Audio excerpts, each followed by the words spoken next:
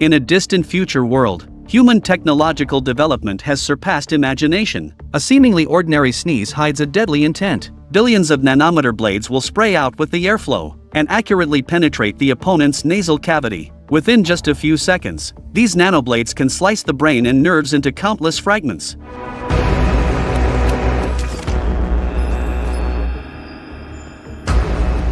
However, this is only a small part of the future horror technology. After a series of advanced mechanical modifications, the human body is endowed with entirely new functions. Highly developed technology seems to bring convenience to people, but in reality, it also silently pushes humanity toward the abyss of destruction. At this time, the light of technology sweeps across the globe like a tide. High-tech products are everywhere. Artificial intelligence is even integrated into human life. However, the man named Gray goes against the world. Compared to the saying that technology changes lives, he instead believes even more in his own skilled hands. Gray's daily job is to go into the garage and carefully take care of those vintage cars that should have long been in museums. In this world surrounded by artificial intelligence, his actions seem so anti-human. In contrast, Gray's wife Elsa is a leader in the field of artificial intelligence, although their views are completely opposed. But surprisingly, this didn't affect their relationship. On the contrary, their differences added a unique color to their lives.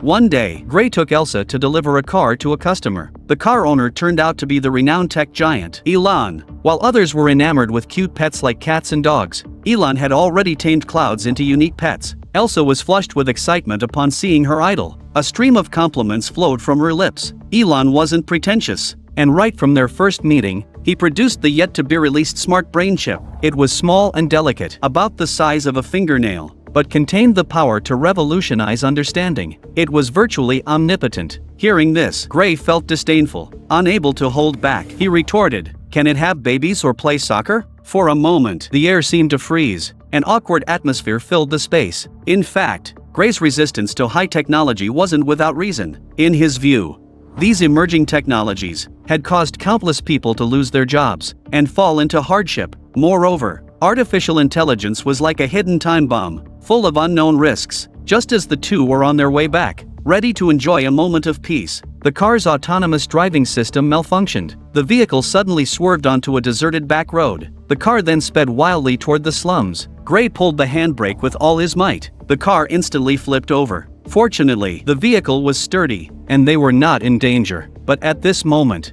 several masked men suddenly appeared. They roughly pulled Gray and Elsa out of the car and shot Elsa to death. Gray witnessed this scene, and his anger instantly shattered his reason. He charged at the masked men without a second thought. But they were too many, and he was quickly subdued. He was even shot in the spine. That shot instantly rendered Gray immobile. He watched his wife die before his eyes. His beloved, so close, was now separated by life and death. This sudden disaster completely crushed Gray. Fortunately, Gray was rushed to the hospital by passers-by. Miraculously, he survived 3 months later. However, fate played a cruel joke on him. He was paralyzed from the head down, and could only struggle in a wheelchair for the rest of his life. In the days that followed, he had to rely on the very smart products he despised to take care of himself. He even needed his elderly mother to help with the most private bodily hygiene. This was an unbearable ordeal for someone who had once been so proud. Every day was a torment. Yet, within him, a flame had never extinguished. That is to find the murderer of his wife, to ensure they received the punishment they deserve. This became the only belief supporting him to live on. Gray went to the police station time and again.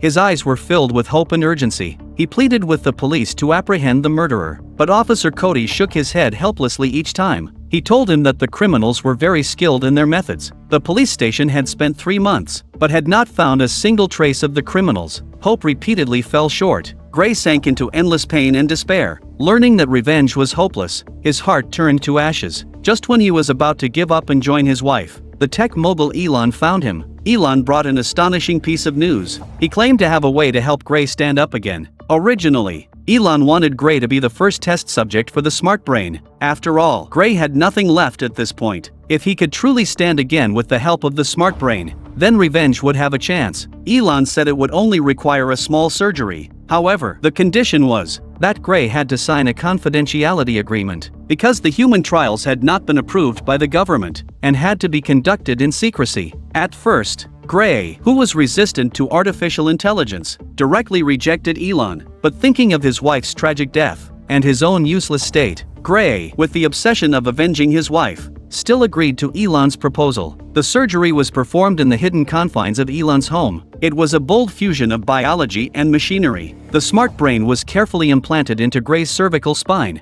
and attempted to reconnect his entire neural system. Fortunately, the surgery was very successful. When Gray slowly awakened from anesthesia, a familiar yet strange sensation flowed from his fingertips. He could hardly believe his eyes. Looking at his slowly rising arm, his eyes were filled with shock and joy. In just 2 minutes, his legs, which had long been numb, could gradually support his body and begin to walk independently. After half a day, he was able to write as skillfully as a normal person and could even sprint at the highest setting on the treadmill. Clearly, the results of the surgery had been a tremendous success. After Elon repeatedly urged him not to disclose the secret, Gray returned home with a heavy heart. As soon as he stepped through the door, the voice of artificial intelligence rang in his ears, reminding him that Officer Cody had sent a letter. This startled Gray immensely. However, he was even more eager to open the letter. As he flipped through the materials in the letter, the anticipation in his eyes gradually faded. His heart sank as hope once again fell short. The materials were utterly worthless. Seeing that he couldn't rely on the police anymore, now he could only rely on himself, Gray sat on the sofa and opened the surveillance footage of his wife being killed. His eyes were filled with pain and hatred. He tried to find a clue in the footage, but after repeatedly watching, he still found nothing. Just when he was nearly in despair, May I point something out? a sudden voice in his ear startled him. It turned out to be the smart brain speaking to him through sound wave conduction to his eardrum. While he was watching the footage earlier, the smart brain had detected a tattoo on one of the masked men. Although the human eye couldn't see the design clearly, no matter how much it was magnified, the smart brain instructed him to take out paper and a pen, then to relax his body. In less than 2 minutes, it guided Gray to draw it out. Gray recognized it as a tattoo insignia of the Marine Corps. The smart brain quickly conducted a search and match. In just a few seconds, it uncovered all the information about the criminal. He learned that the criminal was named Zeke, a Marine with type O blood. He lived at New Crown Heights on Orange Street. Gray was overjoyed. The flames of revenge burned fiercely in his heart. He couldn't wait to contact the police to capture the murderer. But the smart brain promptly reminded him that this was just a lead, not conclusive evidence. The police wouldn't accept it. Gray needed to find more evidence to support it. The next day, Gray quietly entered the criminal's residence after he left. Not long after entering,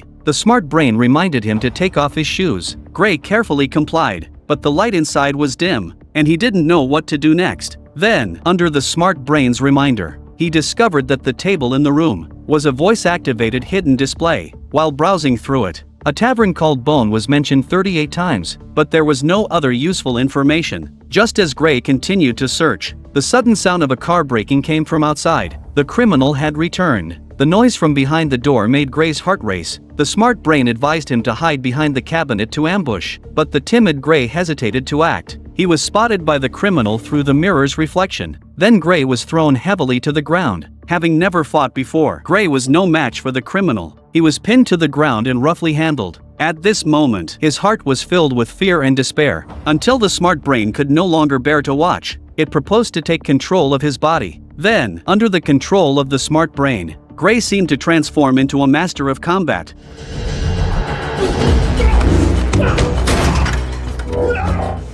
Not only could he skillfully evade the opponent's attacks, he could even counterattack without taking any damage. He easily killed his opponent. When Gray regained control, he looked at the bloody scene before him and couldn't help but vomit. But the smart brain didn't comfort him at all. Instead, it coldly reminded him to clean up the mess, to remove all fingerprints he had touched, including the vomit in the sink. Gray felt scared in his heart, but he still endured the fear and nausea and followed through. However, after this incident, Elon suddenly summoned Gray back to his villa. It turned out that he was extremely angry when he found out about Gray's unauthorized actions. After checking the location of Smart Brain in the background, because if the police found out about this, all his research achievements would be in vain. Meanwhile, the police found metal wires sewn onto the wounds on Cirque's throat and tendons during the autopsy of his body. Inside his arm was some kind of implanted weapon, which was a functioning firearm, a device that uses biomechanics to embed bullets into the human body. Officer Cody also used oil scraped from the shoe prints on the porch and Gray's figure in the surveillance footage at the time of the incident to target Gray as the suspect. However, after the Smart Brain's search,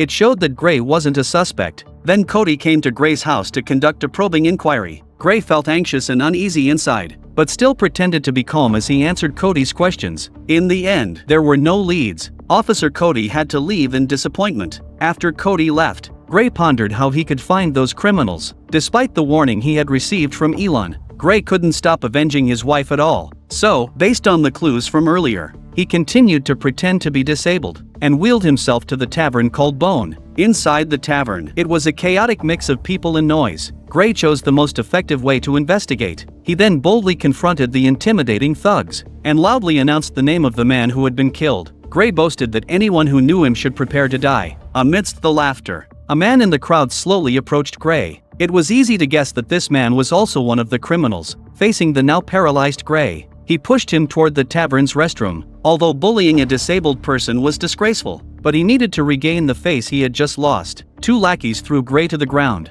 Meanwhile, the criminal took out a knife and stabbed Gray in the thigh. Fortunately, the smart brain shut down the pain nerves in advance, which prevented Gray from being exposed. Seeing that Gray was indeed a useless person, the criminal became even more arrogant. He boasted that he was one of the accomplices. Gray had been waiting for this statement. He then transferred control of his body to the smart brain. Sure enough, the smart brain was as invincible as ever. After a few rounds, it easily defeated the opponent. Gray mimicked the way the criminal had acted earlier, to threaten and interrogate him for the truth behind it all. The man told Gray that his name was Torin. The man who shot Gray's wife that day was named Fick. But before he could reveal more information, Torin lost his life due to his severe injuries. Fortunately, the smart brain discovered a component on Torin's neck. It was clear that Torin was also an implanted cyborg. Moreover, this component was produced by the tech company where Gray's wife had worked. It turned out that his wife's death wasn't that simple. Her company produced mechanical arms for soldiers, and these suspects all had mechanical arms. However, they were merely following orders from their superiors, which led them to kill Gray's wife Aisha. Before Gray could contemplate further, the smart brain hurriedly reminded Gray that Elon had tracked their location and was remotely shutting down its system. This also meant that he would soon revert back to a vegetative state. Then, under the guidance of the smart brain, he had to reach a location a few kilometers away within half an hour. To break free from control, he needed to find a hacker named Jamie and write a Trojan program to disrupt the control system. Next, the smart brain instructed Gray to pick up the handgun and pen from the ground. Then he returned to his wheelchair and went outside the tavern. But due to the limited time, the smart brain took over his body again and sped toward the destination. The smart brain told Gray a series of anti-intrusion codes to write on his arm. But then, Gray found that one of his legs couldn't move. It turned out that as Elon remotely shut down the smart brain, its abilities had been weakened by 70%. Now even walking was a struggle for Gray. Time was running out, and Gray dragged one leg as he painstakingly crawled toward Jamie's floor. As time passed, the smart brain's voice became increasingly intermittent. Gray's heartbeat quickened dramatically, and fear engulfed him like a rising tide. Fortunately, fate smiled upon him, and at the very last second, before the smart brain was about to shut down, he finally knocked on Jamie's door. At the moment Jamie opened the door, Gray's tense nerves finally relaxed a bit. Fick, who had learned about his accomplice's death, arrived at the bar. It turned out that he was also a cyborg. He lightly touched the deceased with a metal spike on his finger, and immediately saw the content. Captured by the deceased's eyeball, he obtained Jamie's location. At this moment, Gray was still rebooting the smart brain system, completely unaware that danger was closing. As Fick left the bar, he questioned the owner, Manny, about why he had done nothing while his friend was murdered. Manny looked aggrieved, but Fick paid no attention to him. Then, with a single sneeze, countless nanobots unfolded sharp spines in the air. Manny, completely unaware, inhaled them all through his nostrils. In no time at all, Manny's brain and nerves were ground to a pulp by the nanobots, and he died in agony. Before long, Fick stormed into the building with his men. Jamie decisively left Gray, who had not yet regained his mobility, in order to save his life. Fick's heart was filled with disdain as he saw Gray crawling desperately on the ground, but he didn't immediately take action. Yet those few seconds became crucial for the outcome. The smart brain completed its reboot, and under its control, Gray felt like a different person. He evaded the pursuers and escaped to the rooftop, but there was no way to escape from here, so he could only wait for the right moment to counterattack the enemy. Although these cyborgs have strong attack power, they clearly lack intelligence. by calculating their attack patterns. The smart brain quickly deciphered the enemy's moves. Later, Gray killed him with the enemy's palm with a muzzle. When Fick arrived, he only saw the body of his accomplice. Gray wearily returned home. He hadn't slept for 2 days, and fell into a deep sleep on the bed. However, there are no walls that don't let the wind through. Upon waking, Officer Cody appeared in his home. It turned out that the police had discovered a series of murders. After reviewing the surveillance footage, they had identified Gray as a suspect. Cody demanded that Gray provide a reasonable explanation. Faced with Cody's questioning, Gray had no intention of explaining at all. His heart was filled with anger and grievance. He stated that his wife's death was still unexplained. The police not only had not found the murderer, but instead questioned him. The conversation ended on an unpleasant note. Before leaving, Cody took precautions, placing a listening device in the room. Soon, a conversation was picked up by the device. Gray's face was tired and his eyes were struggling. Gray discussed with the smart brain that he couldn't continue killing anymore, but the smart brain insisted that if the last criminal was not found, everything they had done before would be in vain. Gray felt a wave of annoyance wash over him. He didn't want to listen to the smart brain's instigation anymore. Just as he was about to retort, a wave of excruciating pain hit him. His body instantly collapsed onto the bed. Paralyzed, Gray widened his eyes in terror. It turned out that after implanting the Trojan program, the smart brain was no longer restricted and could arbitrarily control his body. He was like a puppet now, having no choice but to obey orders, to seek revenge on his wife's murderer. Fick, Cody, having heard this conversation, decided to follow closely. But how could all this escape the smart brain's detection? The smart brain hacked into the driving system of the car ahead. The car suddenly reversed uncontrollably. Then, the smart brain took control of Gray and violently turned the steering wheel. In a surprising move, he successfully shook off Cody. On the other side, Fick, back at his temporary residence, suddenly heard the sound of a bullet being chambered behind him. He slowly turned to see Gray had been waiting in the shadows. Fick showed no sign of fear at all. Instead, he sneered, saying that their real target wasn't Aisha at all, but Gray, specifically to sever his spine. Upon hearing this, Gray stared wide-eyed in shock. Anger surged through him in an instant. He pulled the trigger without hesitation, but Fick, with his agility, instantly dodged the bullet. It was then that Gray realized Fick was a retired soldier with rich combat experience. His physical fitness and fighting skills far exceeded his own. From the start of the battle, Fick gained the upper hand with his exquisite agility and fierce blocks, forcing Gray to retreat until he collapsed on the ground. Fick raised his arm, aiming at Gray's head. Clearly, the smart brain was also at a loss in this situation. Gray felt an unprecedented sense of despair. At the critical moment, Gray suddenly remembered the tattooed thug he had killed earlier. Their surnames were the same, suggesting they might be brothers. He suppressed his fear and pain and spoke sarcastically. Sure enough, this successfully enraged Fick and revealed a flaw. Gray seized this fleeting opportunity, and with all his strength, knocked Fick to the ground. This ended Fick's life. Having avenged his great grievance, Gray thought everything was finally over. He believed he could finally return to a peaceful life. But when he heard the voice coming from Fick's ear, he was instantly struck like lightning, standing frozen in place. The voice turned out to be from his friend Elon. It revealed that he was the mastermind behind it all. Gray lost his sanity once again. His heart was filled with anger and betrayal as he rushed to Elon's house. Upon seeing Elon, who looked haggard as if waiting for death, Gray hesitated at this moment.